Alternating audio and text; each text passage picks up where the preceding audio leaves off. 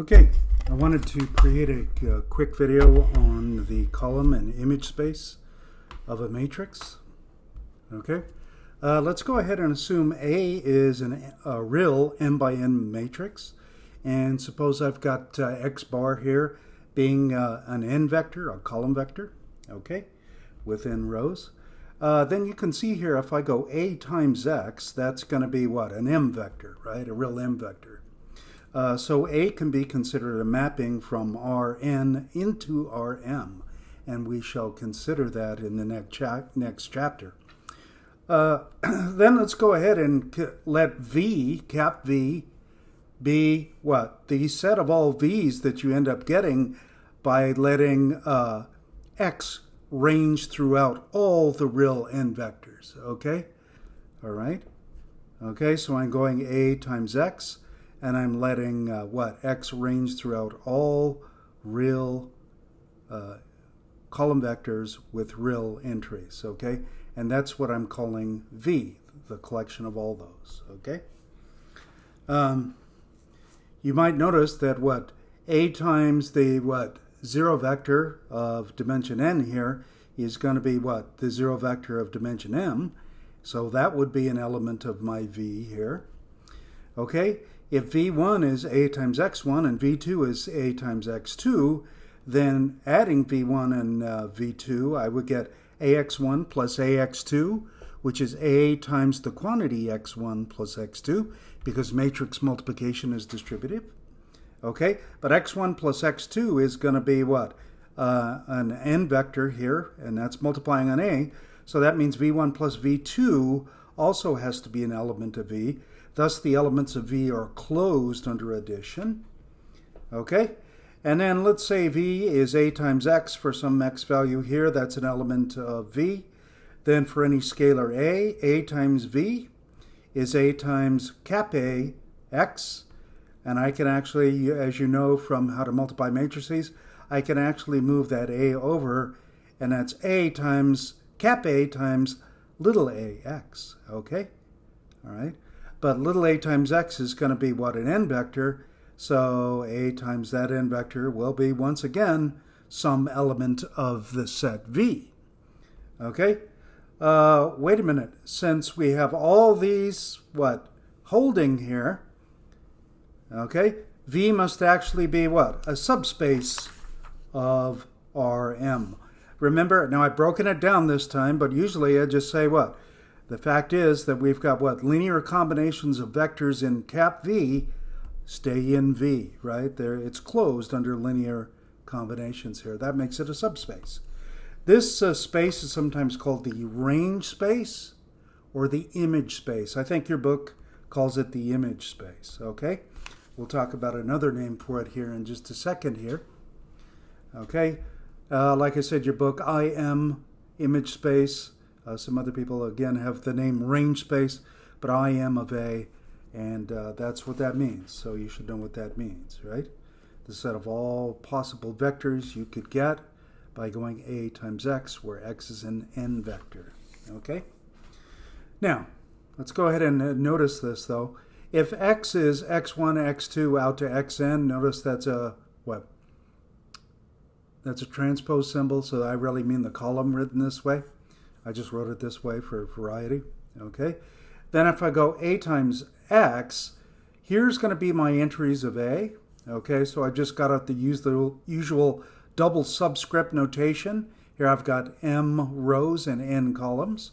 And here are This is the column vector, X, okay? X1, X2 down to Xn, okay? When I take the product of those two, well, you know how to take the product of a matrix and a vector here. Okay, the X component, X1 component here would multiply on each of the components here of the matrix, right? And the X2 would multiply on all of these, and the X sub n and so forth till the X sub n would multiply on all of these, right? And this is exactly the same thing. Okay, does that make sense? I hope it does. Okay, but if you just take a look at this thing, what you would notice is that's the first column, that's the second column, so on and so forth, down to the nth column. And this is just what? A linear combination of the columns of A. Okay? So if I go A times X, what I'm really doing is just taking a linear combination of the columns of A and getting what? An M vector out of it. Okay? So when I say that here, thus the image space of the matrix A is also known as the column space of A, written COL of A, or COL, maybe use a script here, COL of A. That just means what? COL of A is just the span of the n vectors represented as what? Column vectors from A. Okay? So there's column 1, column 2, down to blah, blah, blah, down to column n. Just the span of those vectors. That's what we call the column space. And you can see that's exactly the same thing as the image space here. Okay? All right, and then I've got C sub I written explicitly. A sub 1i, A sub 2i, down to what? A sub mi is the ith column of A. Okay? Does that make sense? All right. So that's what I mean by the column space. It's just the span of the columns. Okay? For example, if I was to give you this matrix A, reading down 1, 2, 0, 1, negative 1, 1, 2, 1, 1, then the column space would just be the span of those vectors, right? Those three vectors, nothing more. Okay? All right. Finding a basis for the column space, though. Okay, so the column space of A. To find a basis for the column space of A, here's what you do. Okay, and I'll show you why it works here in a second. But here's what you do. Find the echelon form or row-reduced echelon form. That would also work, but that would be more labor-intensive, so it will work, but just go ahead and go to the echelon form. It would be better, unless you happen to already have the row-reduced echelon form of A. That's why I mentioned it. But anyways, go to the echelon form of A. The pivot columns of the echelon form, well, I want to emphasize this here, will not serve as a basis for the column space. Okay? So the pivot columns of the echelon form will not serve as a basis for the column space, but the original columns corresponding to those pivot columns will serve as a basis. Okay? Alrighty, so let's go ahead and take an example. Let me show you what I mean here. Okay? I'll go back to that matrix A I just had. Okay, so 1, 2, 0, 1, negative 1, 1, 2, 1, 1. This has echelon form given this way. I just use, if you get on these big ones, I use just the linear algebra toolkit. Or if you want to, you can use your calculator. Okay, or MATLAB if you know how to use that. Okay? Anyway, it has echelon form. I'm going to call it E. Okay, so reading down 1, 0, 0, 1, 1, 0, 2, 1, 0. Which ones are the pivot columns? Well, you can see the pivot columns are going to be found here, right? It's the what? First column and the second column. Now, what I'm saying is, see those two vectors, 1, 0, 0, 1, 1, 0, those will not serve as a basis for my column space. However, the first and second columns of my original, this guy up here, will serve as a basis for the column space. So that would be what? What would be a basis for my column space? It would be what? 1, 2, 0, 1, negative 1, 1. This is a basis for the column space. This last vector, column vector, this last column, third column, is redundant. You can actually see that that one is the sum of the other two columns. Okay, so this is redundant in that linear combination sense. We don't need it. It would not be part of a basis, okay? It's already part of the span of these two vectors. Okay? Alrighty. Now, before I give you a proof as to why this works, or give you the idea why it works anyways, since the number of pivot columns is the rank of A, right? We know that. Then the dimension of the column space of A is what? The same as the rank of A. But if you remember the last video, we showed that what? The dimension of the row space is also the rank of A. Therefore, if I've got a real matrix, the dimension of the row space is equal to the dimension of the column space, and those are both equal to the rank of the matrix. Interesting. Okay? All right, that's called the rank theorem. Gives you, two interesting interpretations for what the rank means for a matrix. Okay, let's get an idea why it works. I didn't write this out in fancy detail, but I actually think it, by not introducing a bunch of complicated notation here, you'll get the idea more easily if I just sort of take almost an example. Okay, but this is the basic idea right here. Okay, elementary row operations preserve linear relationships between columns. Okay, this is the clue. Okay, so for example, just a simple example here. Suppose that B1 times column 1, B1 is some scalar, I don't know what it is, plus B2 times column 2, again B2 is some scalar, presumably not 0, neither of these scalars are 0, otherwise I wouldn't even bother with them. Okay, times C2 is C3. So this is a linear relationship, okay, between columns of the matrix. For example, in the previous one, we actually had that, where the sum of the first two columns was actually the third column. So we could say 1 times the first column plus 1 times the second column gives you the third. Okay? All right, but this is a little more general than that, but not a lot. Okay? Okay, in some matrix A, and suppose M is an elementary matrix. So it represents what, when you multiply on the left? Some sort of elementary row operation, like switching two rows, that would be a permutation matrix, or adding a multiple of one row, or multiplying a row by a scalar, a non-zero scalar. Okay, but M is an elementary matrix. Okay, suppose I multiply by M on both sides of this equation. Okay, I'm going to multiply it by M on both sides of this equation. That, in effect, is what? Applying the elementary row operation to the columns. So over here on the right-hand side, I have what? M of C3. On the left-hand side, I've got M times what? This linear combination. Okay? But you know that what? Matrix multiplication is distributive, so that M would multiply on each of these two products. And in fact, the scalar could actually also what? Come outside the product here. Okay? So that we've got what?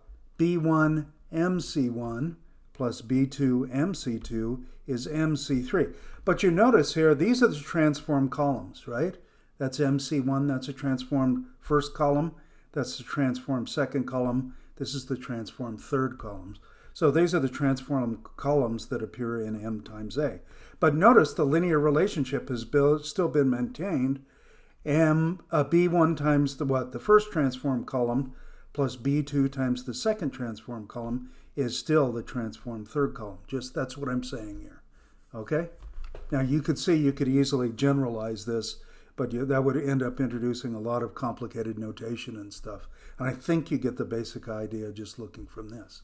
Okay? So do you understand what I mean? Elementary row operations preserve linear relationships between the columns. Now that's going to be important in the argument here because imagine that you start out with a matrix A and you get it into echelon form. What are you doing?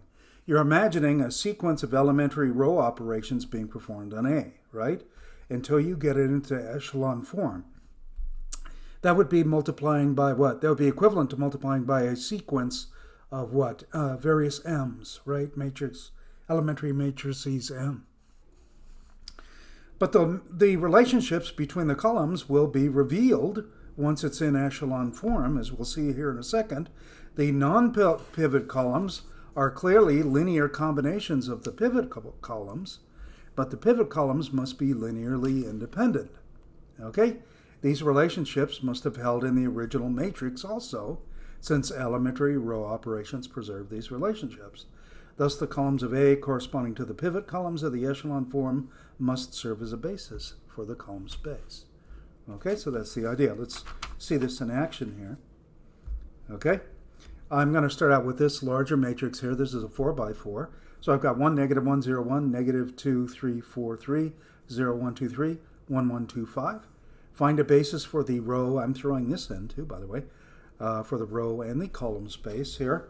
Let's go ahead. How do you do these? You come in here. The first thing you need to do, use the linear algebra toolkit, or do it by hand if you like, if you're masochist, or use your calculator. get it into echelon form. Here I've got it into echelon form here. Okay. Now, is it clear then that each column, which columns are going to be what? The pivot columns? It's going to be what? The first, the second, and the third. The fourth column is not a pivot column, is it? Okay? In fact, it's going to be linearly dependent upon these other three. See how this one is? I've got what? One of the first columns, right? Okay? Two of these, and three of these would end up giving something or other here. Okay? I guess two of these, three of these, two of these, one of these. Yeah. Okay? Anyway, so there we go.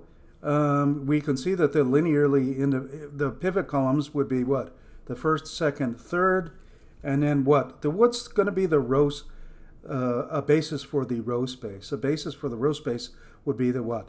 The first row, the second row, and the third row. Okay, so there it is. Okay, what's the dimensions of the row space? 3. Okay, because this has what? Rank 3. How about the column space? Again, it's not going to be these three vectors. It's going to be what? The first, second, and third columns of the original vector. So that's going to be 1, -1, 0, -2, 3, 4, 3, 0, 1, 2, 3. Okay, you can see both their dimensions are 3, as I ended up stating there. Okay? Alrighty. Well, I hope that made sense. Okay? So there you go. Those problems should be much easier now.